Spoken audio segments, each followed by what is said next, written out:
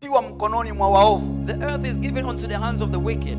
Dunia iko mikononi mwa waovu. The world is in the hands of the wicked. Dunia imetiwa mikononi mwa waovu. It is placed in the hands of the maana wicked. Biblia inasema katika kitabu cha waraka wa kwanza wa Yohana, and that's why the book says in the first book of John, 2:15, chapter 2 and verse 15, inazungumza usipende dunia. he says do not love the world. Kwa nini Biblia inasema usipende dunia? Why does the word say do not Kwa love the sababu world? dunia iko mikononi mwa waovu. It's because the world is under the governing of the Dunia devil. iko mikononi mwa It shetani. is under the hands of the devil. Ukiipenda dunia, If you love the world, kumpenda Mungu to love God, hakutakuwa ndani it is yako. not going to be in you. Kwa sababu dunia hii So this world here, si ya kwetu. it is not of ours. Mwambie jirani yako si ya kwetu. Tell your neighbor it is not ours. Mwambie tena si ya kwetu. Say again, it's not ours.